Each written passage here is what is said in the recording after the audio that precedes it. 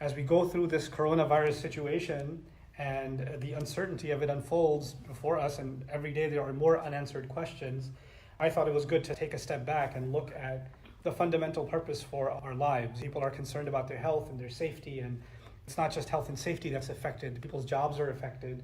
Lots of people are losing their jobs because they're part of, for example, the industries that are social by nature, like the retail industry or the travel industry, or so there's lots of people in any of those positions that are no longer employed, and so they're going through all kinds of difficult trials, and they're losing financially. Some people are losing health, some people are losing safety. What's also important to note is when the economy collapses like that, and may Allah preserve the economy for all cities and all communities, but if it does collapse like that and lots of jobs are lost at the same time, then you can get a lot of crime, and scary situations can occur in different parts of the world. So this isn't just about health, it's actually about society being impacted by a disease. It's not just hospitals and doctors and people that are sick that are affected, but actually every part of society gets affected as a result. I wanted to take a step back and just remind myself, and really for all of you, this one statement that Allah has made in the Quran, this entire surah is actually one sentence. Wal Asr. Allah says, I swear by time, but the word He used for time is the word that comes from asir. Asir means juice in Arabic. When you squeeze a fruit and it drips out, that's asir. Mu'asirat are clouds that crash against each other, and when they squeeze against each other, it starts raining. That's the word mu'asirat. Asr actually means time that's dripping away, that's slipping away, that's squeezing out. No matter what you do, it's going to drip out, it's going to release. It's when the day is running out of light, as if it's dripping out of the light that's left, that's Asr time. So because it's about the time where light is about to run out. So time as it's about to run out is what Allah swears by. And that's important because that's Allah reminding you and me that what He's about to say is pretty urgent. It has to do with something that you and I don't have a lot of time to figure out. Imagine that somebody's telling you something at Asr time and you only have so much daytime left before you got to get it done, right? So it's at the tail end of a day that someone's telling you that you have this much time left before darkness sets in. And light is kind of the imagery of life, and darkness is the imagery of death. So as if we are in the Asr of our lives, we're on the tail end of the little bit of life that we have left, and before it runs out, before we're put in the ground, we have very little time to figure out how not to be a failure. And so He says, I swear by time that's running out, إِنَّ الْإِنسَانَ لَفِي خُسْرٍ. Every single human being, without any doubt whatsoever, is drowned in loss. We're all losing. And of course, the first thing we're losing is time.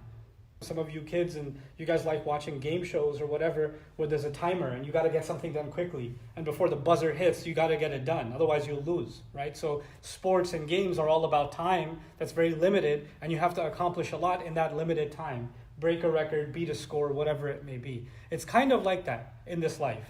It's this little bit of time. We think, because a lot of kids are off of school right now, so you might think, we got a lot of time on our hands. We don't know what to do with all this time, right? We're free.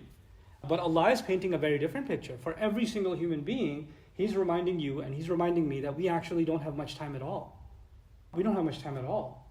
And when we're going to go in front of Him, the angels are going to ask us, how long were you living here?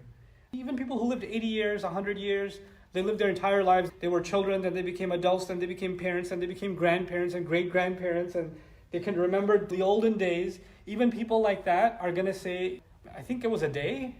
I think I lived here for one day, I think. When they look back, they'll realize how short that time was. So it's like we don't realize how short it is now, but we will then. We have very, very little time. And in that time, the first thing we have to realize is, إِنَّ الْإِنسَانَ لَفِي خُسْرٍ. Every single human being is drowned in a state of loss. Every one of us is drowning. And it's the imagery I gave so many years ago that people turned into an animation was someone literally drowning.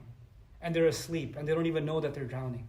And the first thing that person needs to do to save themselves is wake up. Because if in their dream everything is good and they're having the time of their life, and when they wake up they realize they're drowning, it's a completely different reality. Their view of reality changes completely because of what they see around them, whether they believe it or not. What Allah says, the first condition to save ourselves, the first condition, if we realize time is running out, what do I have to do to save myself?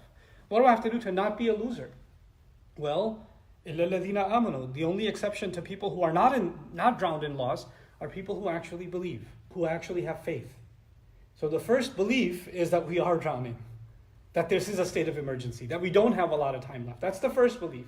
But beyond that, what is the difference between الَّذِينَ يَعْلَمُونَ كَالَّذِينَ لَا يَعْلَمُونَ لَا يَسْتَوُونَ? Allah says, the people who know, could they be the same as the people who don't know? They can't be the same. So what is the difference between someone who believes and someone who doesn't believe? Well, the easy way to think about that is, if you have glasses, when you put green tint glasses on, everything looks green. When you put blue tint glasses on, everything looks blue. Your view of reality changes based on the tints that you're wearing, based on the lenses that you're wearing, right? So the same way, when you have the lens of Iman on, then your view of reality changes. Everybody else sees one thing, you see something else entirely. One of the ways to describe it is almost like X-ray vision. X-ray vision means you can see through things, right? You don't just see what's on the surface, you can see through it. That's what Iman does. Iman doesn't just let me and you see what's on the surface. What do I see in front of me? The good or the bad behind it, I can see that too. The harm and the benefit of it, I can see that. That's the lens of Iman. That's what Iman does.